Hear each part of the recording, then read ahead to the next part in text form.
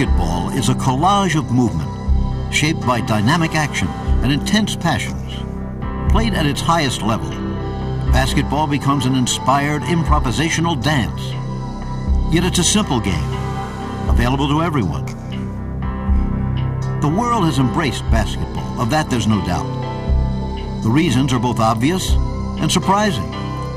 They connect basic physical instincts with some of the deepest, most profound parts of human nature.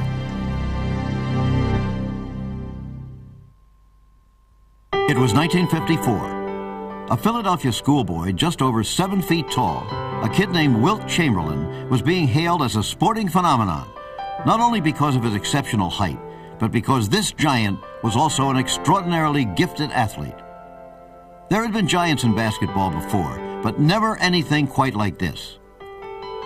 Wilt the Stilt Chamberlain would go on to rewrite basketball's record books. His famed 100 points in a single game may never be equal. But despite his incredible and undeniable physical talent, this 7 feet 2 inch black man performed in an era where his size and race were somewhat intimidating to the American public. He was awed, but not loved. In 1993, another black athlete, 7 feet 2 inches, entered the NBA with a fanfare unprecedented in the history of professional sports. Shaquille O'Neal, Shaq. In his first year as a pro, he'll earn in excess of $70 million in commercial endorsements alone. That's because Americans of all ages and races have fallen in love with him. His intimidating physical presence elicits not fear, but adoration. Size is what has come to distinguish basketball players from all other athletes. But with that size, the game demands an incredible grace. In some very rare cases, size has combined with grace and strength, been shaped by skill and intelligence to create something very special, a once-in-a-generation phenomenon. The deeds of Mikan, Chamberlain, Russell, and Jabbar bestowed regal greatness on the big man. These magnificent giants have become almost mythological in stature. Like the heavyweights of boxing, they hold a unique fascination for mere mortals. Like a race apart, we can only watch and elevate them to the pantheon of sports.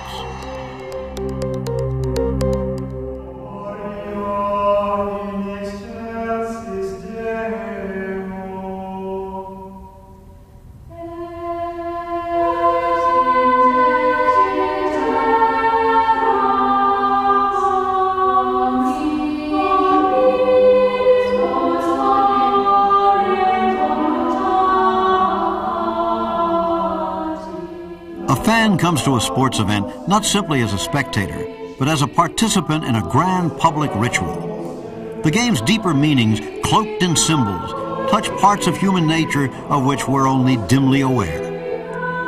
The sporting culture, like any cult, is shaped by ceremony. We congregate at a special place, a sacred ground dedicated to just such a purpose. The time of gathering has been established far in advance. Every week, every year, every 4 years, like the cycle of seasons, always changing, yet essentially the same. There's anticipation, anxiety, even a sense of quiet dread. We know the outcome will affect us. We care in ways that are difficult to express. Whether we're conscious of it or not, the symbolism of a sporting contest strikes to the very heart of what it is to be human. An animal struggle for survival governed by the longings of the human spirit for moral courage. This public rite, so vital yet so often misunderstood, is performed for the community by those who have been ordained to the task. Our athletes become our surrogates, fighting the good fight for us. In a symbolic way, we entrust them with our souls. When we appreciate the artistry of a jump shot, the power of a hammered dunk, or the subtlety of team play, none of this matters. In fact, it might even get in the way. The beauty of sports is in its immediacy. The moment and its emotions reign supreme. Yet it's not unimportant to realize that sports and our sporting heroes have an impact on our lives that approaches the religious.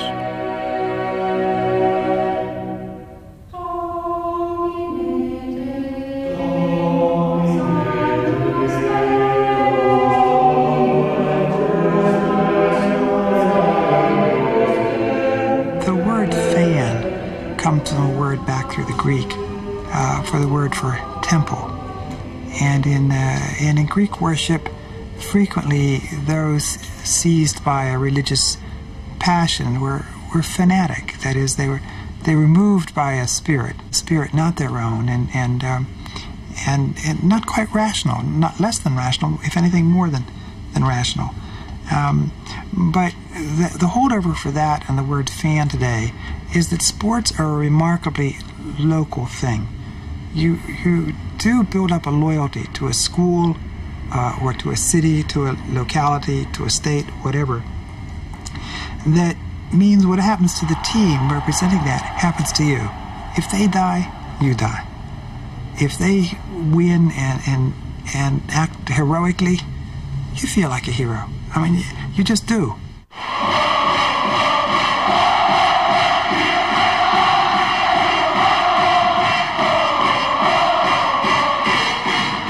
It's a different type of atmosphere in terms of you're never surprised if there's money thrown on the court at you or bottles or whatever.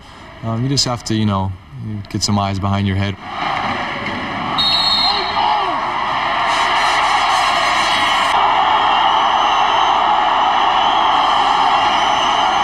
Fans here are fans. And we were just played in Treviso, and these guys were throwing coins and paper and even spitting at you. I mean, this is like, they don't care. Death to your family. The passionate bond between fan, player, and the soil to which they are rooted is nowhere more evident than in the ancient Mediterranean land of Greece. We Greeks are a very passionate people who have great feelings about what we do. This is one of the characteristics that has given us the strength to achieve many things that are right and good. Without that passion, you cannot do much in this life that matters.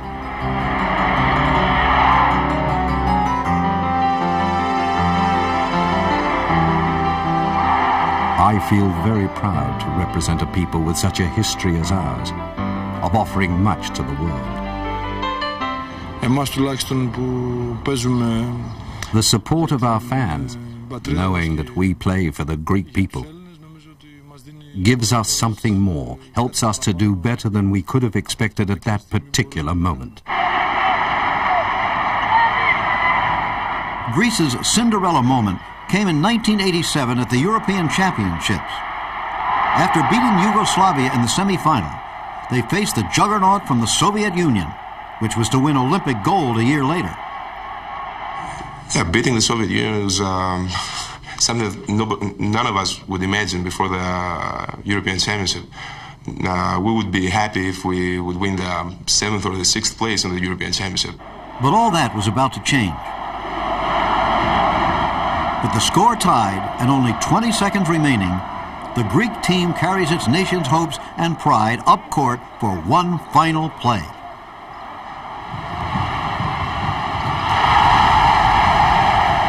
The dreams of his country rest squarely on the shoulders of Argir Kabouras.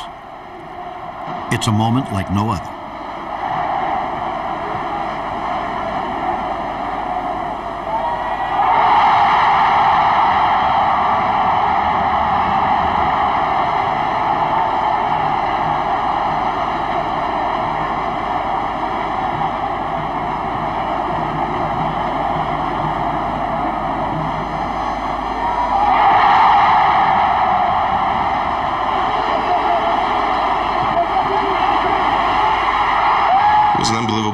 After 5 years, I keep thinking every day, there's not even one day that I don't think about this final game.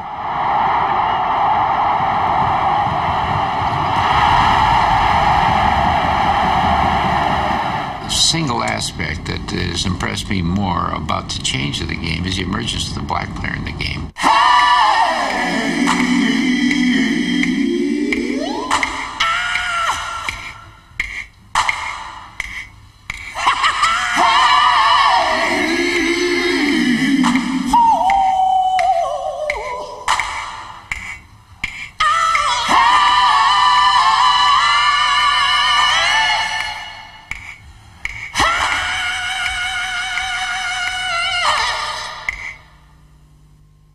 as a black man, I think we all can't lose perspective of because somebody sacrificed for us to get where we are today. And I think it's very important that we never forget that. And the main thing I want to do is try to make all black people proud in general and make the world proud. You know, because I'm not pro-black, I'm pro-American, a pro-human being. And I would like for the people to realize that, you know, black people were mistreated, and in my opinion, somewhat mistreated today in society. So you can't forget where you came from, because somebody took some grief for you back down the line. The legacy of slavery in America's South persisted well into this century. Life was tough, and the horizons offered little hope of change. Many took their dreams of a better life north to the cities. Subjugation took other equally demeaning forms. But there also began to emerge a sense of community and a dynamic renaissance of Afro-American culture that carried over to sports. The best basketball played at my time after graduation was played by the New York Wrens, an all-black team.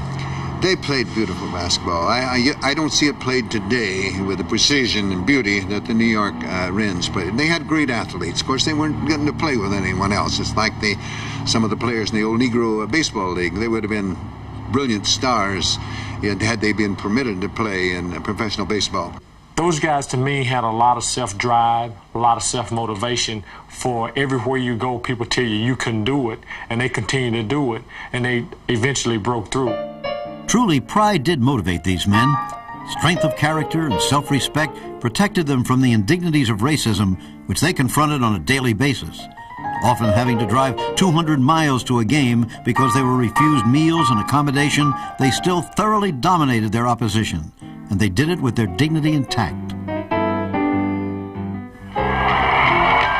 They're the best-known, most popular team in the history of sports. Having played before more than 100 million people in more than 100 countries, the Harlem Globetrotters have done more to introduce basketball throughout the world than any other group. Yet their act is pure showmanship, not sport. They call themselves ambassadors of goodwill, but many feel their clowning antics reinforce demeaning racial stereotypes. Despite these contradictions, theirs has been an amazing story of success.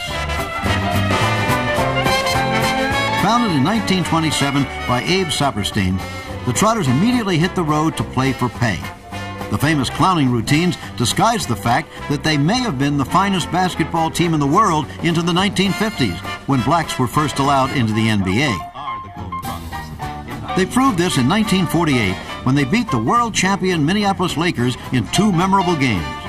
Marcus Haynes, perhaps the most influential dribbler in basketball history, took this occasion to show the world how far beyond his peers he really was by staging his routine against serious competition. We tried to steal the ball, but our elusive and cool sport of the court doesn't quibble about that dribble. In 1950, the Globetrotters began to live up to their name in earnest. Playing up to 8 games a week, they took their brand of basketball to the world, and the world loved it. Everywhere they went, they were welcomed as gifted entertainers, skilled, athletic, and with an exuberant sense of fun that appealed to everyone. The Harlem Globetrotters' time has certainly passed, but the legacy lives on. They brought a sense of style to basketball, improvisation, self-expression, body language as an art form.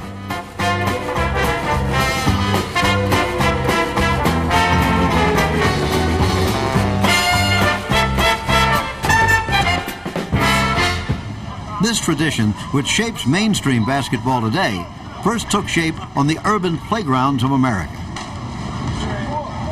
They're out on the parks, they playing, and it becomes about who can make the most beautiful move, but make the shot.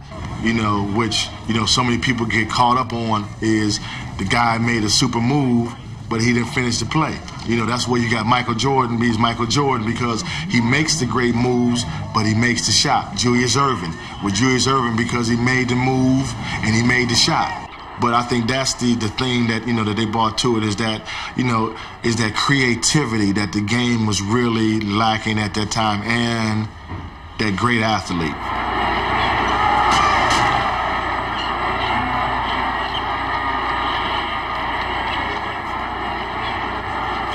Johnson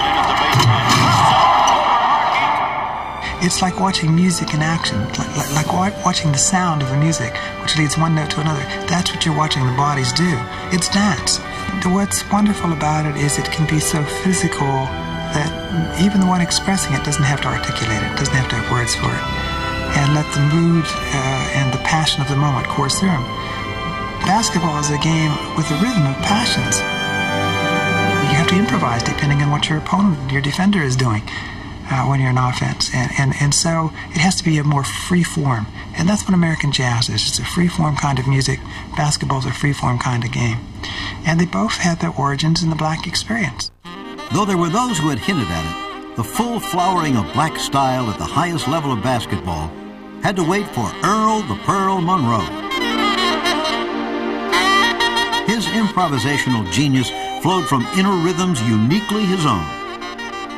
Earl's game was his music and his alone. He was my greatest challenge.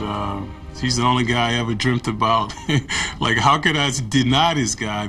And I just figured out, how could I stop him? Because Earl didn't know what he was going to do, so there was no way that I could know what he was going to do. But he had the uncanny ability to shake and bake and wheel and deal and gyrate his body into incredible positions to draw a foul and make baskets. It might have been time. More likely it was the gut-level appeal of his play. But the Pearl was one of the first black role models whose style became a form of personal expression that young white players aspired towards. This was a subtle but significant step in America's rocky path towards better race relations. As middleman on the fast break, Chamberlain hits Johnston with a behind-the-back pass for another goal. The dish, the feed, the look, a good find.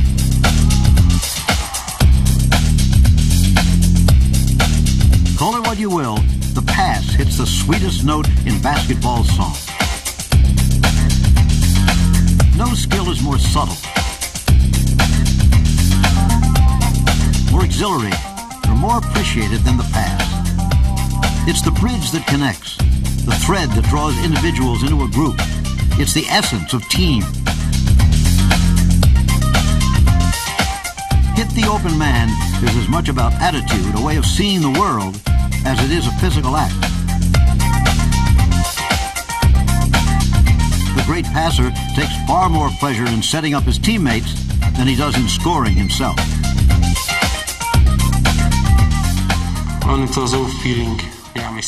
They call it a feeling. It's the sort of thing you can't learn.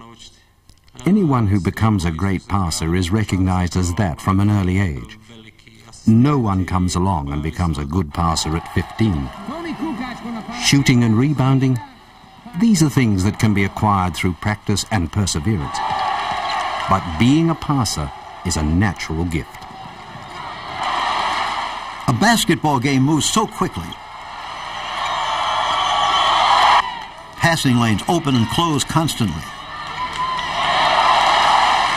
The geometry of the court is always in flux. It's a game of instincts. There's no time for conscious thought.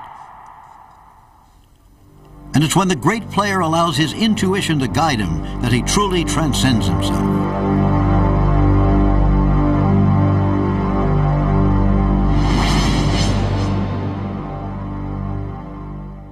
Well, that's just, you know, as Ram Dass would have said, that's just being here now, and that's just being in the present. And, you know, we call it, a lot of names have been named for that, being in the ozone or being in that bubble that you're in or whatever. There's just a magic space that, you know, guys go in and they can be there. And somebody might be there for 10 seconds, and some guys like Michael Jordan might be there for 10 minutes. Words really can't describe it. I really couldn't do justice to the feeling that you have inside, to the confidence level that you achieve. I mean, yes, if you're a really outstanding player, you have great confidence to begin with. You can't be successful in anything in life without confidence. But there are those times that you go beyond even those boundaries, and you just seem to reach this level where everything works. And there aren't words adequate to describe what it feels like when you're there. It's just a simple situation where you believe that you can do anything that you want to do when you're out there on the court and it's going to work? I think it's concentration. I think it has to do with your level of concentration. If you hear great players, I've heard great players in all sports say this, that when they're going good, everything is in slow motion for them. In passing the basketball, I think that only happens to players who have the innate ability to see the floor really well. You can teach someone to pass, but you cannot teach somebody to see. You either have that ability instinctively or you don't have it. You just know that you see things created happening in front of you, and it's just something that, like that, you know that if I throw the ball now through this little hole here on a bounce pass, that this guy who's running on the right side is going to be in the exact same spot to catch that ball. And you see those things, and you can do those things. And most players can't do that. And that, in conjunction with getting to that zone, makes for some very, very exciting situations. You know, that's why it's wonderful to watch guys like Magic and the great players who have this innate ability to do some of the things that they do. With a simple flip of the ball, the all-time NBA assist record is broken. The special aura surrounding the assist has to do with what it represents. It's about sharing, about seeing in others the beauty of their gifts and helping them to display themselves at their very best. It's the art of 1 + 1 making 3. Earvin Johnson has shown an understanding of the past and its deeper meanings more sublime than any basketball player before. That's why they call him Magic.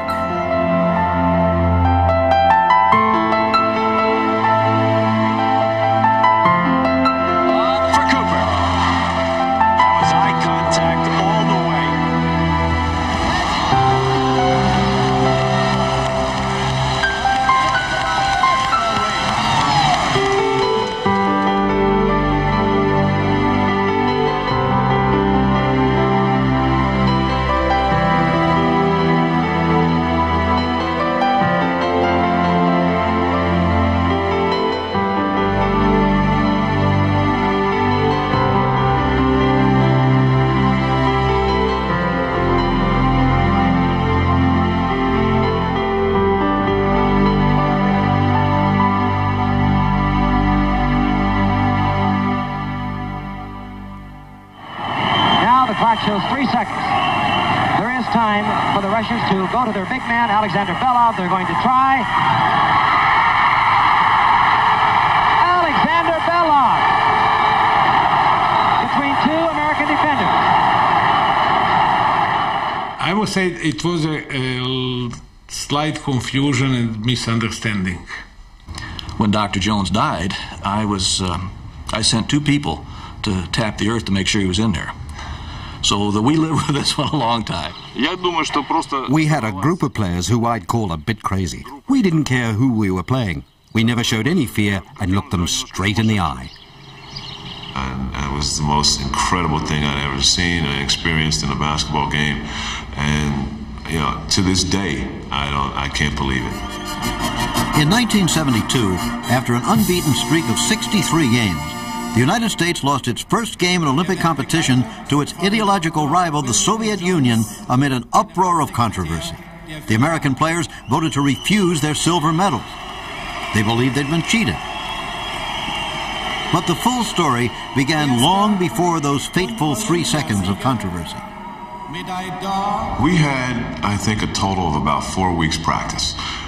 Which, when you look back at it, and after my international experience, it's amazing that we even believed that we should win against some of these teams after being together for only 4 weeks.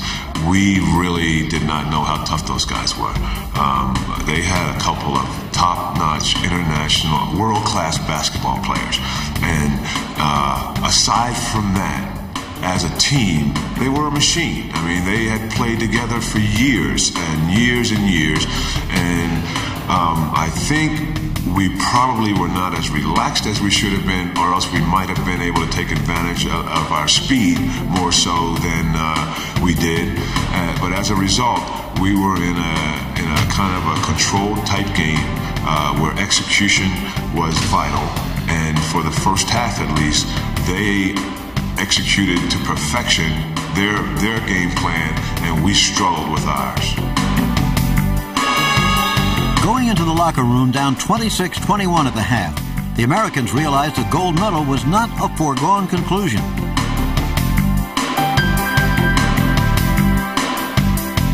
With their backs against the wall, they began to stage a comeback.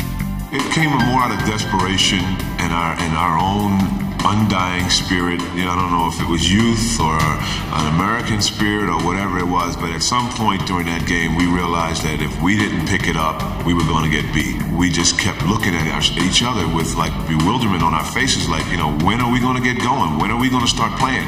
And at somewhere around the middle of the second half, after being behind the whole first half, we started picking it up and running, and we pressed them, and we created turnover after turnover after turnover, which resulted in fast break baskets, and we saw the scared look on their face, which kind of fueled our desire even more, and we just kept pushing, trying to win that game.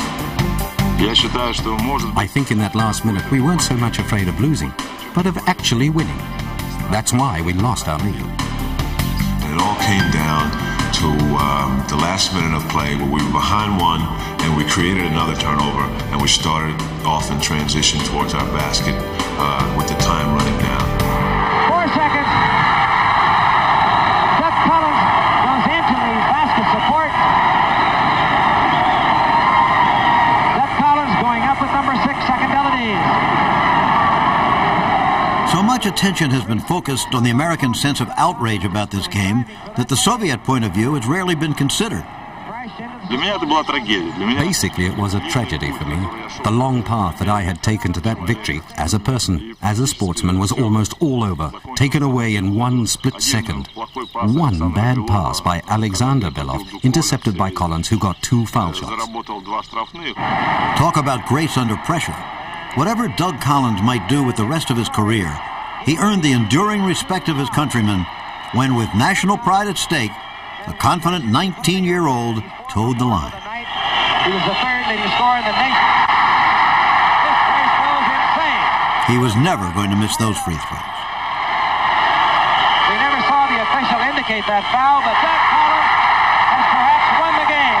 2 seconds. But then a sequence of events began which has shrouded the basketball world in confusion and controversy, intense passions and debate for more than 20 years. Our Russian official and Hank Iba were yelling at each other, and Bedlam has taken over here at the basketball hall.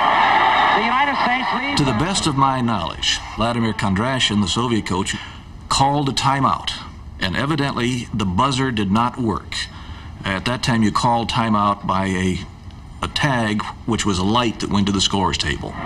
Many viewers fail to understand that at that time in international competition, the coach and not the players called the timeout.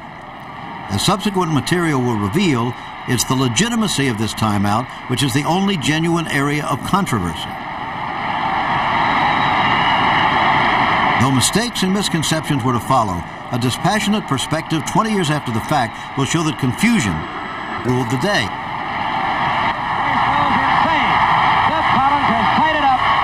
It all began when Doug Collins stepped up for his second free throw. This is when, according to official FIBA rules at the time, the timeout should have been called. When the referee hands the ball to Collins, a new play phase begins, and play cannot be stopped until there's a foul or violation. The confusion begins when the horn sounds while Collins is shooting his second free throw. We never saw the official indicate that foul, but Doug Collins... The referee under the basket clearly indicates the play on. However, the outside referee responds to the scorer's bench without hesitation and stops play. His position on the court shows that he had no doubt that a timeout was to be awarded.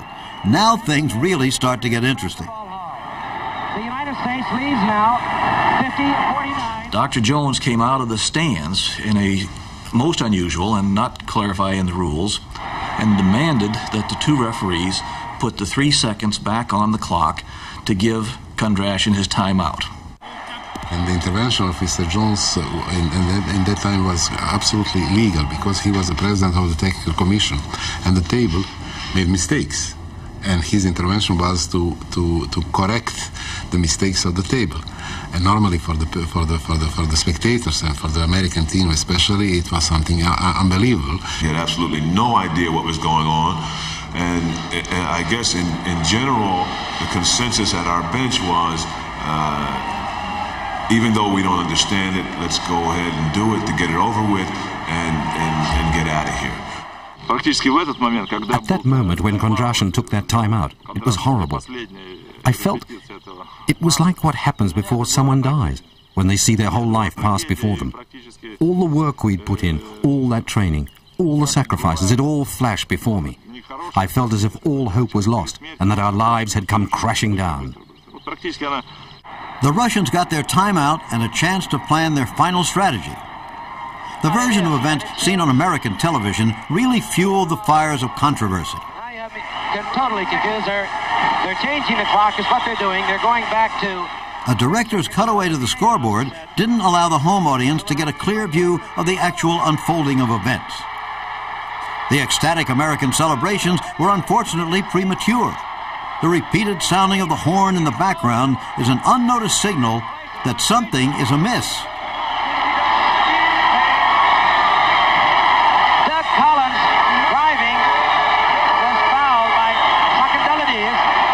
A second look at the scoreboard indicates that the clock had not been properly reset to 3 seconds. The entire play, in other words, should never have taken place.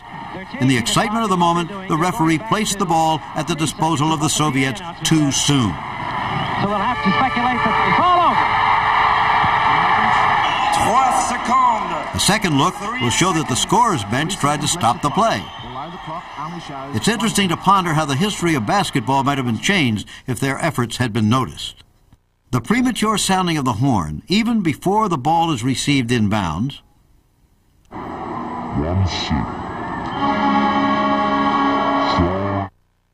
and the desperate gesturing at the scorer's bench indicate that they were aware of the mistake that was occurring, even if nobody else in the arena seemed to be. Seconds less. The American celebrations are cut short as the clock is wound down to 3 seconds. The clock back down to the 3 seconds that was indicated. From this point on, a series of widely shared misconceptions cloud most people's interpretations of the final historic play. The second time, the referee waved our player, who was Tom Burleson, 7'4", back from the entrance line. It was in fact Tom McMillan and not Burleson, and the video evidence clearly shows that the referee properly indicated the plane of the baseline that Tom McMillan could not cross. For some reason on this play, McMillan chose to step back and not contest the inbounds pass as he had done earlier. Adeshko had, by normal standards, 3 violations on the play. Stepped over the line. For the Russians to go to their big man, Alexander Belov. As can be seen, Adeshko's foot is close but does not touch the baseline. His right foot crosses the line only after he's released the ball. The 3-second count goes on immediately upon the referee handing the ball to the throw-in person. In question here is the 3 seconds in the key rule. Not only would the 3-second count have to be extremely quick, but from the momentum of the bodies, it appears that Belov started well outside the key. Ivan Dideshko threw the ball to Alexander Belov, who charged at least one of our 2 players, Kevin Joyce. Clearly, Kevin Joyce passes behind Belov. No blame should be laid on anyone for this play. It was just a supremely athletic effort by Alexander Belov. Alexander Belov! Just 4 years later, this Soviet hero was to die mysteriously in a Soviet prison after being detained for smuggling blue jeans into his country.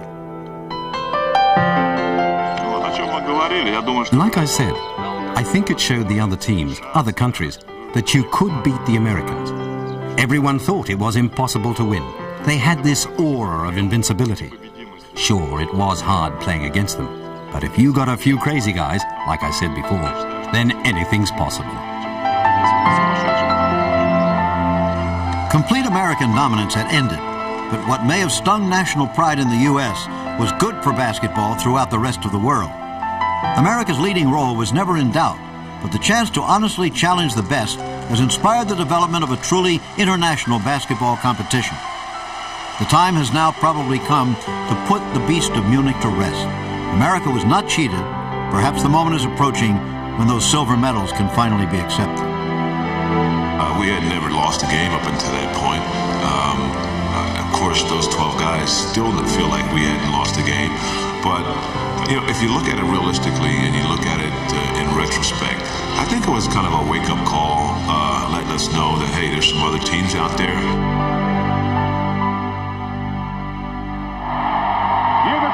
In Montreal, America's dreams of revenge against the Soviet Union were not to be. Instead, they faced Yugoslavia in the final. Still, reclaiming the gold was sweet indeed.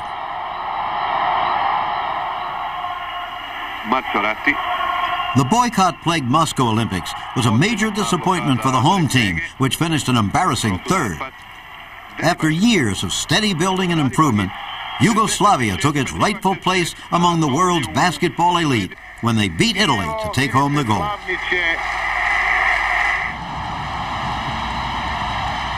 In Los Angeles, politics intruded once again. The Soviets stayed home as America steamrolled the opposition to the delight of a partisan crowd. Disciplined and extremely talented, this U.S. team played literally head and shoulders above the competition. But it was to be an entirely different story just 4 years later. What's happened, to me, is very simple, but to other people, they seem to have missed the point. The rest of the world is getting better. This was a lesson which the U.S. had yet to learn when it sent its team to Seoul.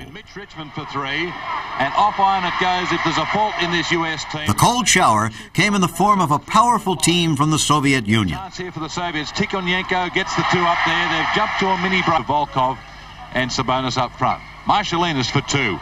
Arches that shot up there, and all he can find is net.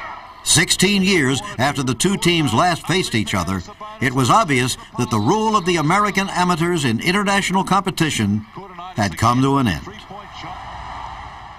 It was hardly the fact that the Americans lacked talent. Many future NBA stars were on the roster, and they were well coached. The hard truth was that the Soviets had put a better Olympic team on the court. They were athletic, experienced, and had future NBA players of their own. This time there was no doubt about it. A new age had dawned on the basketball world.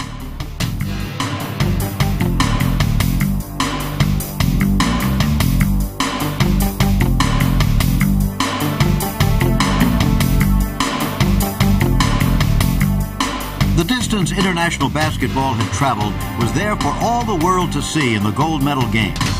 A talented Yugoslavian squad, which had beaten the Soviets in the preliminaries, wasn't about to roll over. It was a rivalry which had endured through 3 generations and had brought out the best in both nations.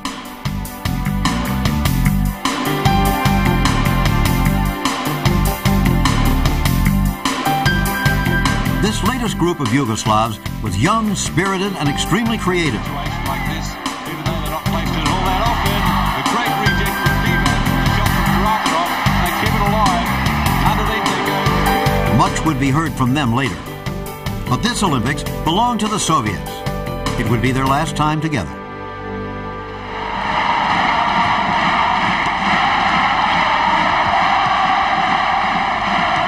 Rome, 1991, and Yugoslavia prepared for what would be their final game. The country, composed of 6 separate republics, was poised for civil war, yet its team had never been more unified. They strode across international basketball as world champions. The signature of the Yugoslavs was always the style with which they played. Creative, athletically gifted, and most important, extremely team-oriented, the Yugoslav basketball players represented what was best about that troubled former country. They had the wisdom not to let their differences divide them, but to make them stronger. The Yugoslavian success story didn't come about by magic. Kreni, ispruži ruke Vukašine. Nenade, ne spuštaj ruke, kreni. Their rise as a basketball power was a result of that tried and true formula: dedication plus hard work. Young players are developed within the club system, where they receive basketball instruction up to 4 hours a day, 11 months a year.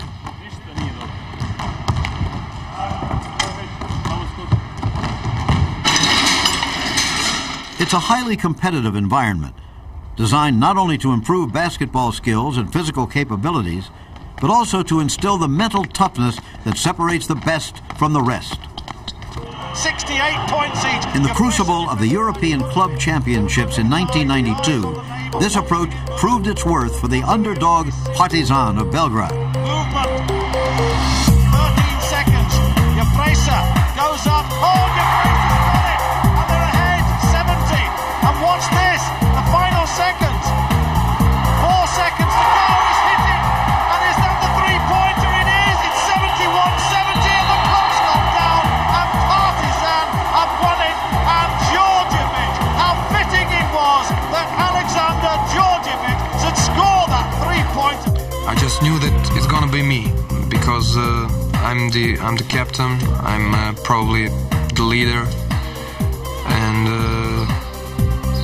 this is my team. I put a lot of me in this team. I just knew it was gonna be me. And he took the shot and he got his three.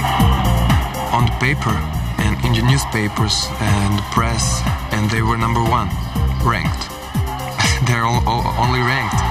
We were 16, but that's only on the paper. When you come to the court, just prove me that you're better. And I don't, and any of the Yugoslavian players. Well, I don't want to say he's better and just surrender. You know, no, you gotta prove that.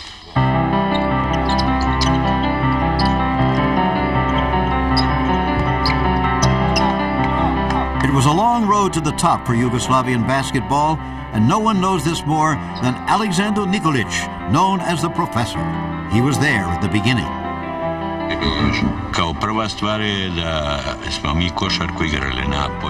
Well, firstly, we played basketball outdoors. We didn't have any gyms to play in, and it was only during the 60s that we started playing the championships indoors. Until then, in the summer period, the championships were played outside from April to October. The rise of Yugoslav basketball was very fast. At the European Championships in 1949, we finished second to last. Only Albania was behind us. At the first World Championships in 1950, we finished dead last. But 3 years later, at the European Championships in Moscow, we finished sixth, and so the rise began. We were up and down, even placing second sometimes through the 1960s. And then at the '68 Olympics in Mexico, we surprised everyone and took the silver medal.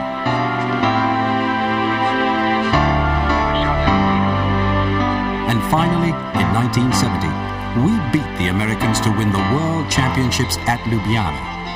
So this is how basketball emerged in our country. 73-60 za Jugoslavijo in Jugoslavija je svetovni prvak. Poglejmo še strelce naši, koga lahko pripeljali pred naše mikrofone in če bo... One of the reasons why basketball in Yugoslavia was so good and so exceptionally good is that that's the place where you have very strong-headed people who have great emotions, but they also have the size and the spirit. So they have the size of, let's say, northern people, but they have the spirit of Mediterranean people.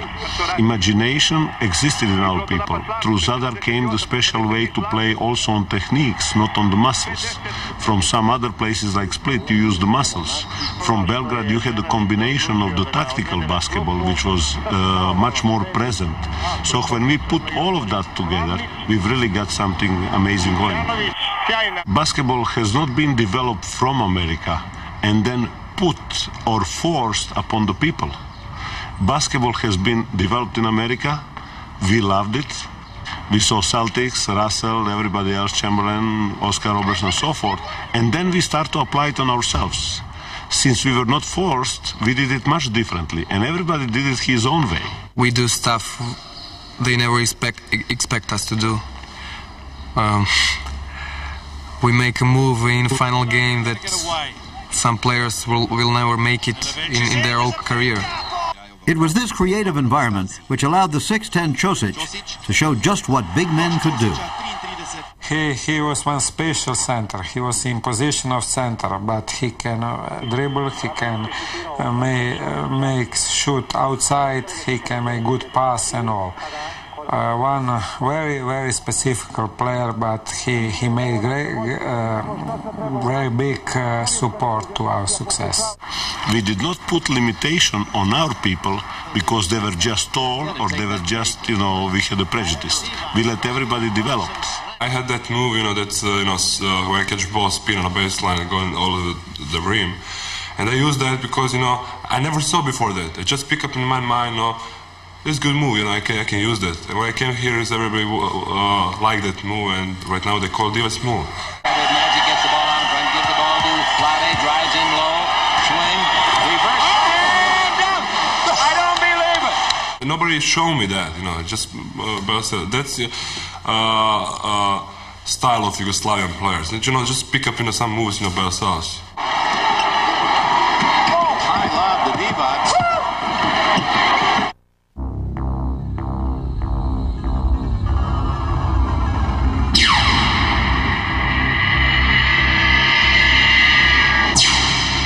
With the first pick of the 1991 NBA draft, the Charlotte Hornets select. With the third pick in the 1991 NBA draft, the Sacramento Kings select. With the fifth pick in the 1991 NBA draft, the Miami Heat selects.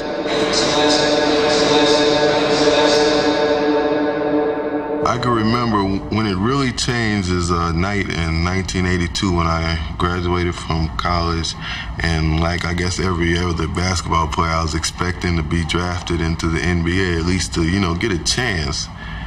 And I had a pretty good college career, and I wasn't drafted. And I can remember I took my ball and I went down the hill and I just played for like 3 hours. It was like I was there, but I wasn't there.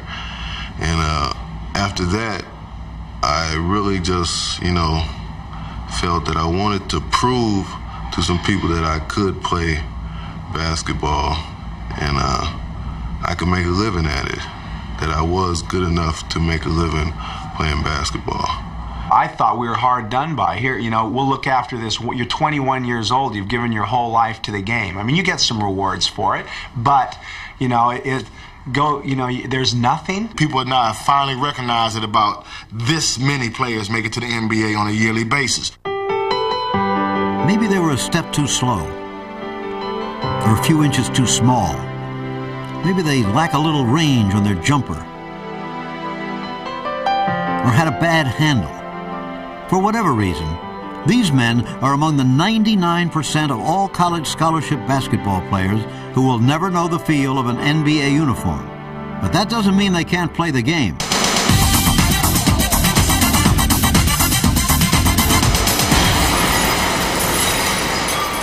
I mean, for me, growing up, I was good enough to make the NBA. I just got a permanent injury. It's called not being good enough.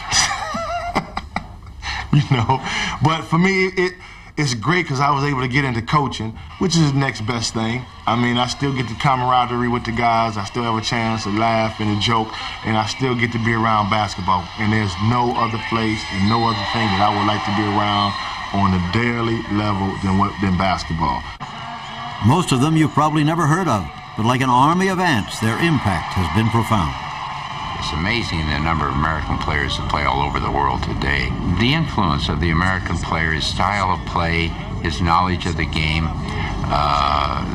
and some of the input he had with coaches in terms of drills and practices and length of practices and content of practices. Those things have been going on now for several decades.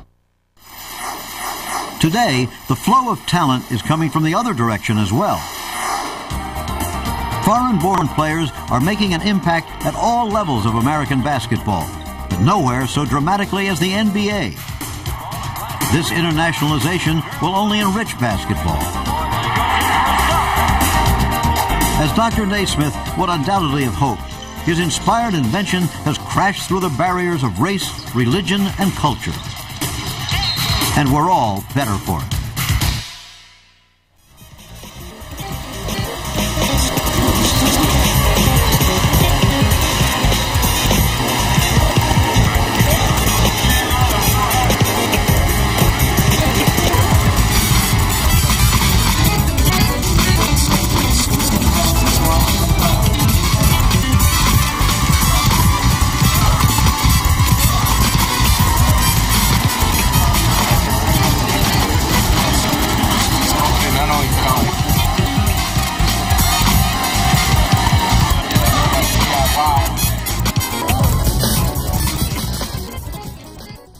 Una altra pregunta pel senyor Michael Jordan, micròfon número 1. Microphone number 1. My name is Yuichi Yamada from Asahi Shimbun, Japan. How do you feel to be called as a god?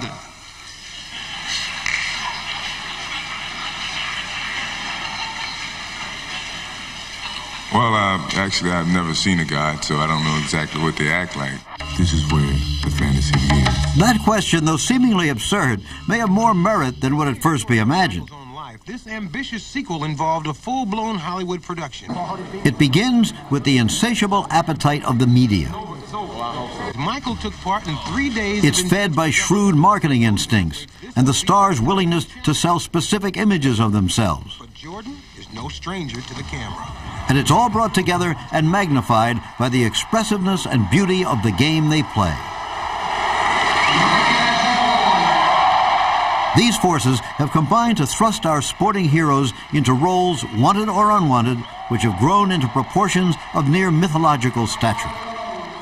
The game has progressed because you've had people recently, Julius Erving, Larry Bird, Michael Jordan, Magic Johnson, and Kareem Abdul-Jabbar. You can go down and list the kind of players who have the high profile, the charismatic, bring about the good character, and they do it with a flash and a flair that makes it something that's almost bigger than life, and by virtue of that, it's is this obtainable? So it's something that everybody is mysterious.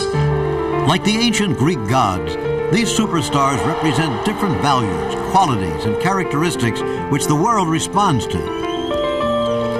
Courage, grace, pride, cleverness, and many other virtues and vices are acted out before us. He dribbles past the key. He shoots. It's good. It's good.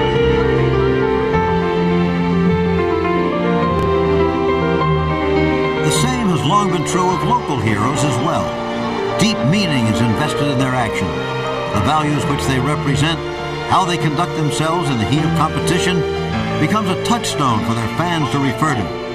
Their response, whether it embraces or rejects, does much to reveal the true nature underlying a society and the individuals within it. That hardwood court becomes a mirror, not just of our personal secrets, but of our common dreams as well.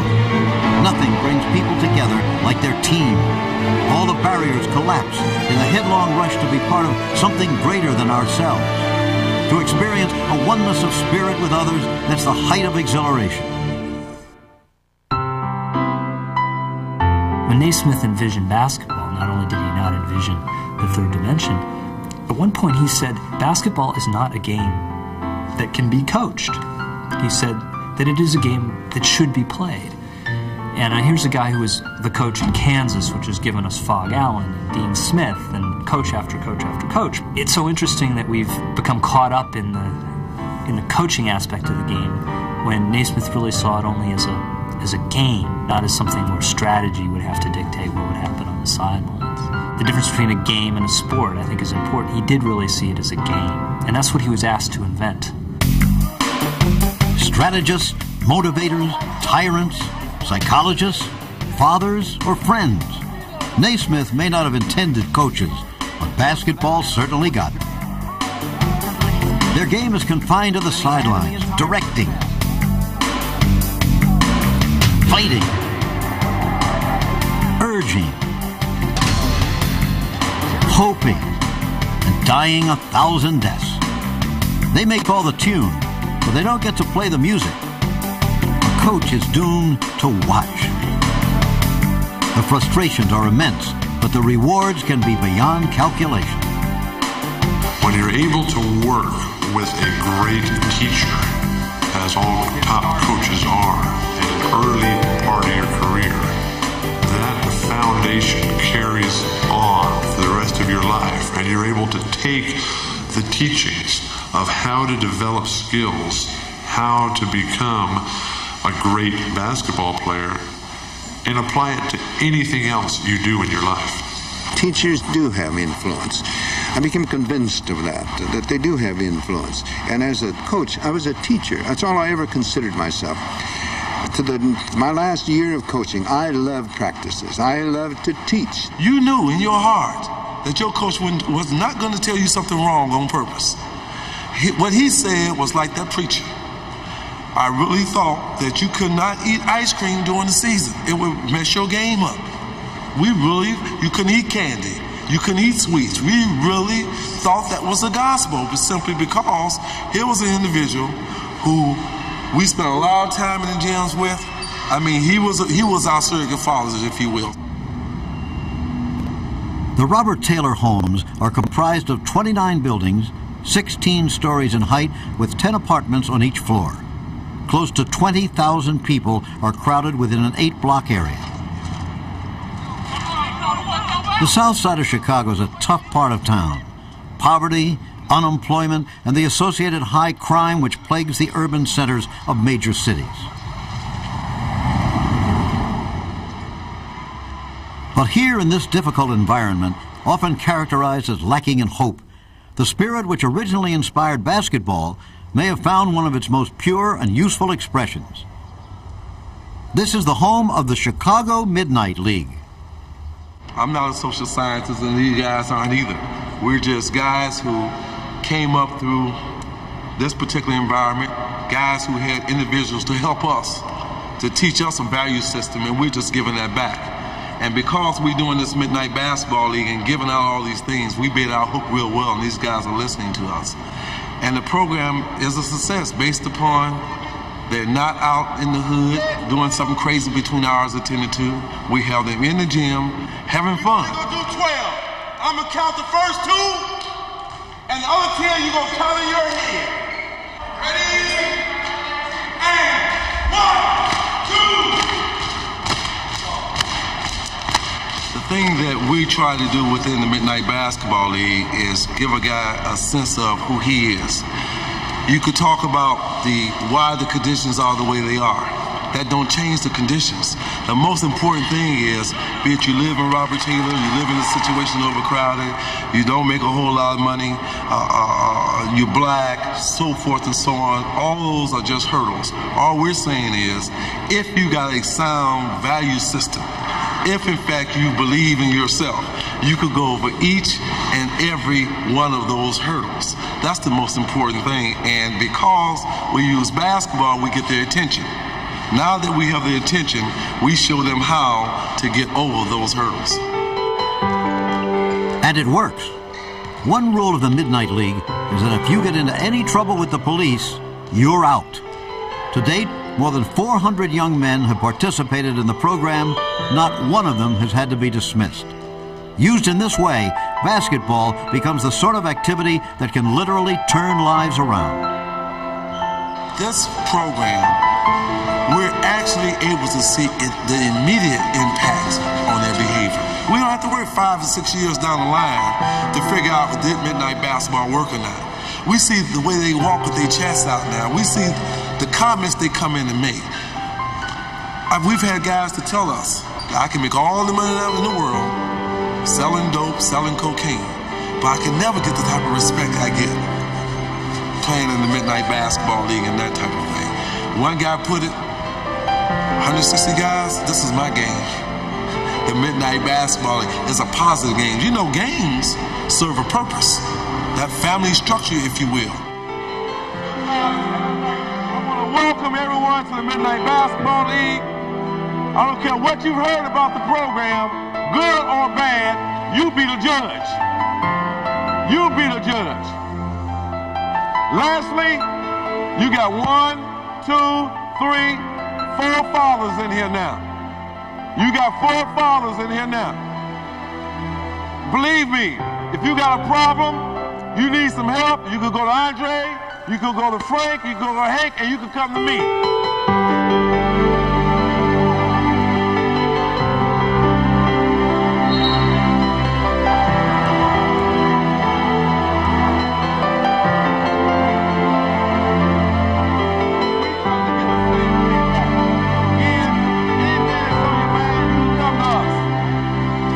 With men like this spreading the gospel of his game, you'd have to think that Dr. Naismith would smile on the road basketball has traveled in its first 100 years.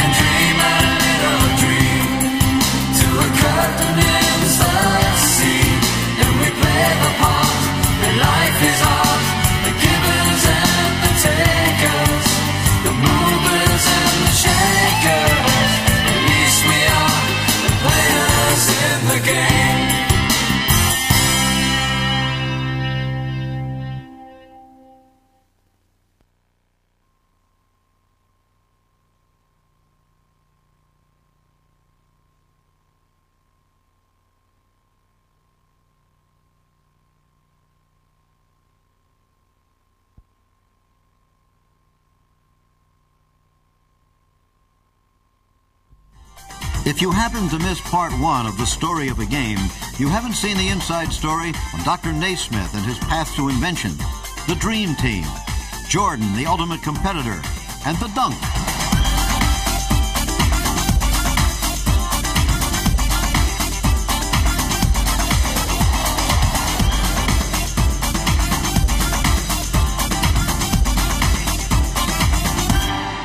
Look out for The Story of a Game, Part 1, at your video store now.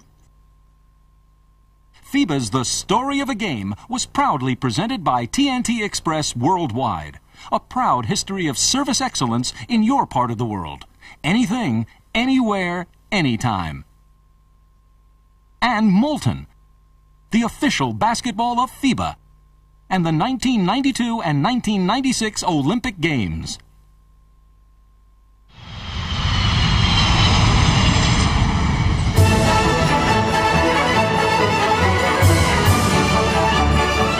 Express Worldwide, a proud history of service excellence in your part of the world. Anything, anywhere, anytime. TNT Express Worldwide is proud to be associated with the Federation of International Basketball Associations, FIBA, and the production of this documentary, The Story of a Game, a celebration of the proud history and great future of basketball.